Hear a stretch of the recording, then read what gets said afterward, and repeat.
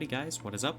Welcome back to Path of Exile Heist with LD7, and today we're going to be finishing up Act 8, so we need to go find the Solaris Temple and the Sun Orb, so we need to go back to the Toxic Conduits and go to the right as opposed to the left. So we're going up this way. Well, there might be some homies we gotta kill, but that's fine. Let them do their thing, take them down, like usual, you know, like we do. Yeah, you can't, unfortunately, you can't flame dash across that, but not a big deal. Go to the Quay.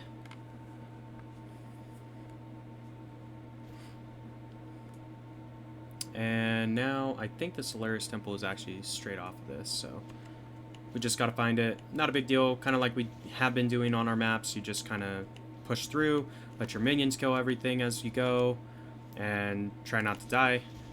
Basically dodge shit is what that means, so no worries.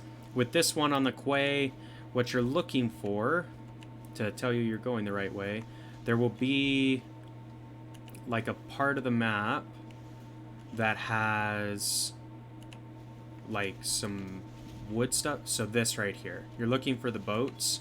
You go across that, and that means you're headed in the right direction. There will be a second set around here, so right here. So just keep following this. I mean, once you find the first set, it is kind of like a straight line for the most part.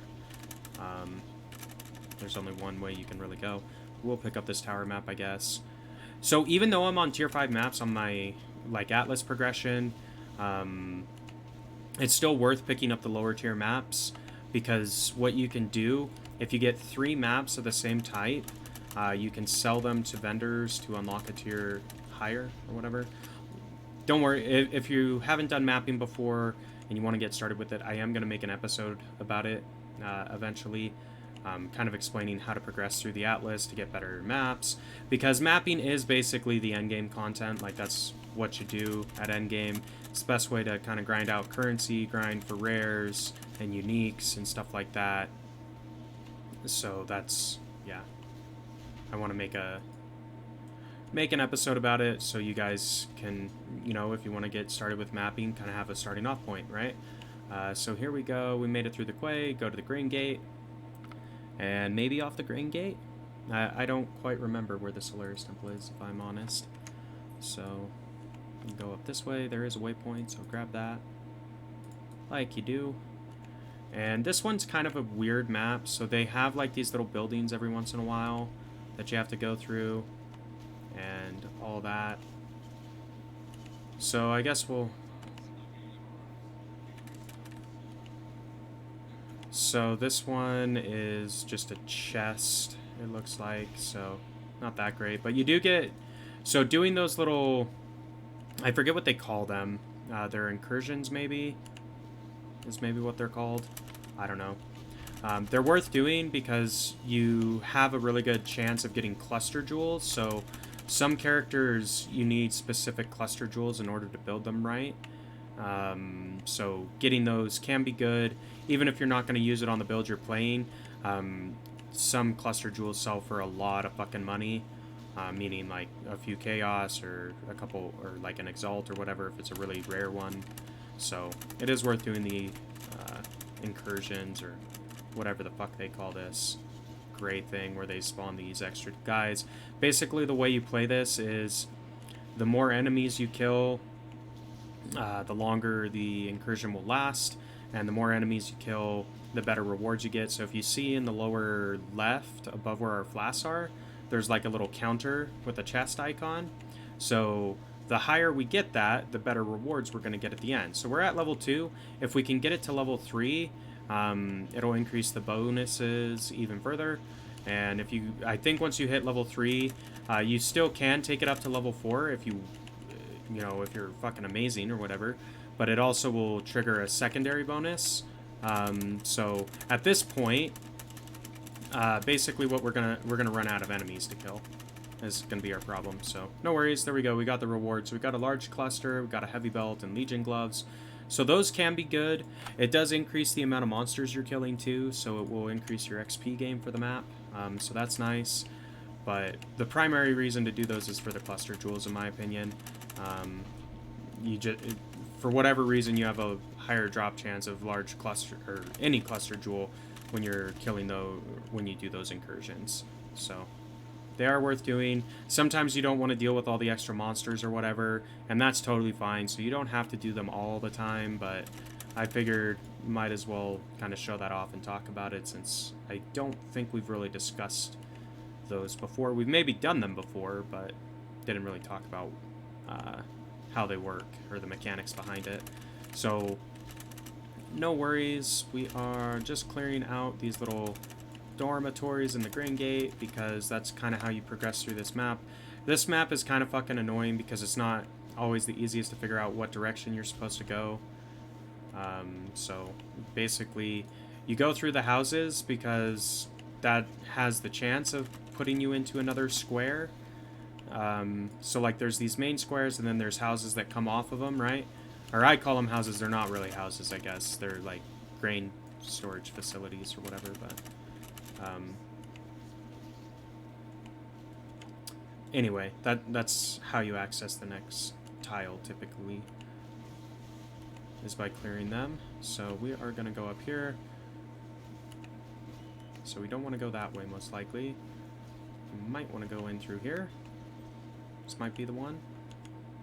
Yep, looks like it. So cool. God, I hate that it blocks you from fucking doing your shit sometimes. Like, that bug is really fucking annoying. And it's cost me a lot of deaths before, so. Just be prepared for that. If there's a lot of enemies blocking a pathway, don't try to push through them. You won't be able to sometimes, and you'll end up dying as a result. So here we go. We got the Imperial Fields, and maybe off the Imperial Fields we'll get to the Solaris Temple. Maybe. We'll see. So we will follow this walkway because that tends to be the direction you're supposed to go. We will grab this waypoint first. So let's go up here. So it looks like the Solaris Temple is off of this map.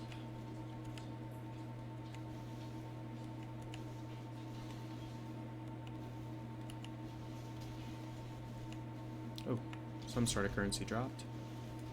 Another cartographer's chisel. Hells yeah. We will take it.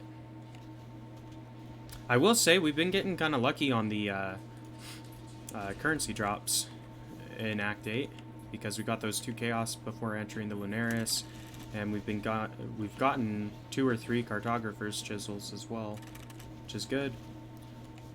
So these are the flamey boys. Just flame dash past them is what I do. And go in. Here's the Solaris Temple. Cool. And let's go ahead and clear this bitch out. I'm pretty sure there's a little mini boss that you have to fight at the end to get the sun orb or whatever. Kind of like at the Lunaris Temple, there was that mini boss, but not too bad. We should be able to handle it. Just be aware, the guys in the Solaris Temple do fire damage. The guys in the Lunaris do lightning and cold. So if you don't have your resistances capped and you're basically like swapping items to cap a specific resistance type at a time, you want to have fire resistance for this area. So there we go. Clearing stuff. We went the wrong way, unfortunately. Go back. I don't want to do this like rift thing or whatever, because those just get annoying more than anything. They'll like spawn like a fucking crazy overpowered monster at the end, and I end up dying a lot of the time. Or well, I don't always die, but if I am gonna die on a map, it's normally as a result of one of those. So it's fine. We're gonna upgrade our gems because we've got a few of them ready.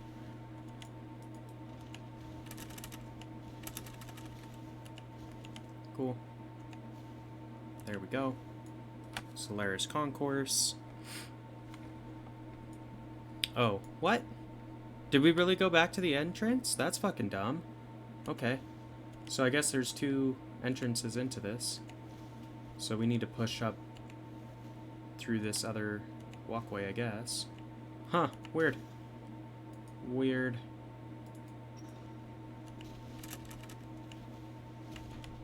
There's the waypoint, so that's good. Means we should be close.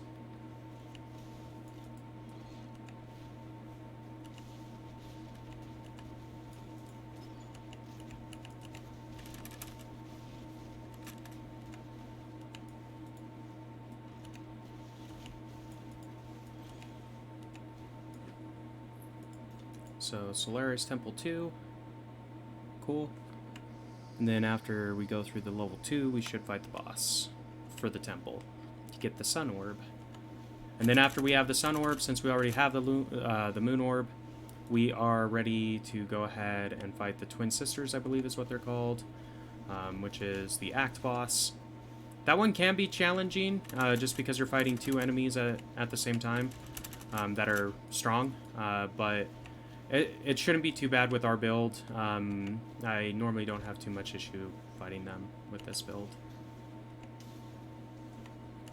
If you're doing something like an ED Contagion Spellslinger or whatever, it can get a little bit tough just because you're only doing dot damage and there's not a lot of stuff to spread your contagion or whatever. But that's fine. We're not. We're playing minions, so we should be fine. They'll soak up most of the damage for us. We do need a couple more zombies, it looks like, so we'll go ahead and summon them up.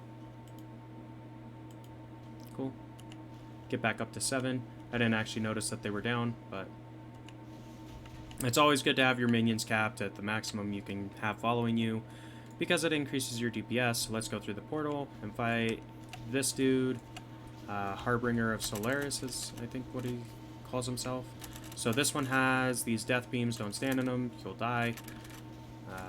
Pretty straightforward, right? Here we go. Got him taken out. There's the sun orb. Cool. And now we need to go to the harbor bridge. So let's just portal scroll back and kind of see. I think you can get to it from either the Solaris or the Lunaris Concourse, because they do link up. But let's talk to these guys hand in the quest. We might get a passive. We didn't, so that's fine too. But we can sell some stuffs. I don't care about these really. I've got flasks for days, kinda, so no worries. We're just gonna go over, drop off our currency, clear out some of this clutter that we have picked up. These cluster jewels honestly are not that great, but that's fine. We'll keep them anyway. There we go. We did find 2 blueprints, which is nice. Those are how you start the Grand Heist if you haven't watched my Grand Heist video yet. But anyway, so that's good. We're going to go to Lunaris Concourse because we have the waypoint for it. And we're going to find our way over. So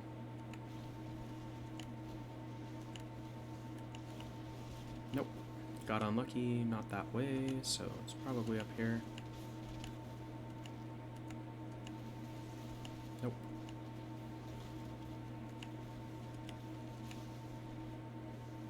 Nope. So I checked this side of the map first, then we'll go check the other side of the map, because I believe that the bridge is off of the side. Yeah, so this is probably it here. Nope, Lunaris Temple. So, it must be on the other side, which is fine. We can make it.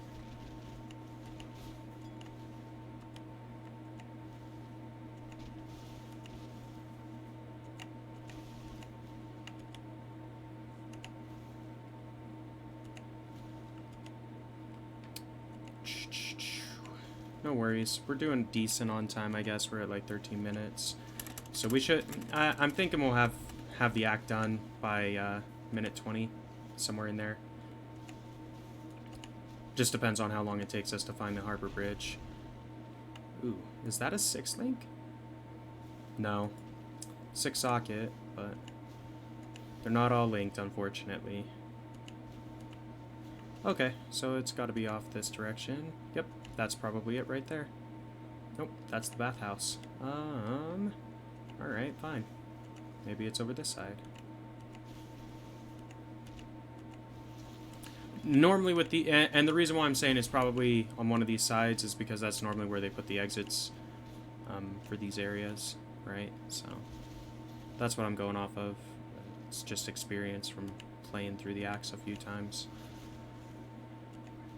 Maybe it is in the center. But it doesn't really make sense for it to be in the center, right? If I'm honest.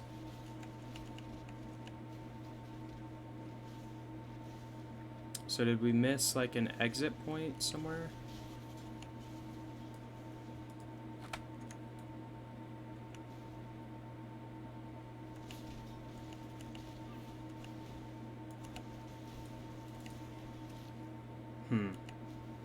I am not seeing it. Because I doubt it's in the center up top. Like, it shouldn't be in the center at all. It should be off of one of the sides. Let's do this. I think what we should do is take the waypoint to the Solaris Temple and go through that second exit onto the Concourse. Because I think it maybe has the same name, but it's like a different area, right? So let's go back to the temple and go off in. So when we were here, it was down off on that side, right? So let's go over that way and see if we run into what we're looking for. I mean, it says that you can get to it from the Lunaris Concourse, so I'm not exactly sure why that isn't the case for us, but it isn't, so no worries. Sometimes you gotta kind of fuck around with the map a little bit. But we are able to get our Righteous Army allocated, so that is good. That is a big buff to all of your minions, so that feels nice. So let's check out the concourse and see if we can't find where the fuck we're supposed to go.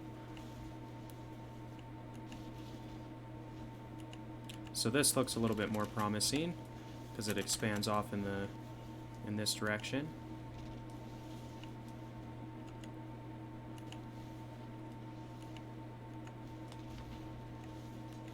I mean, I just want to go fight the bosses, in all honesty. Like, I don't really care about much else. We'll grab the waypoint while we're here, I guess. Maybe it's this way, across the bridge. Yeah, it's probably up here. Harbor Bridge. There we go. That's what we want. So, 17 minutes. I think we got to clear out a little bit to get to the boss arena, but that should be pretty easy. You basically travel along this bridge in this direction.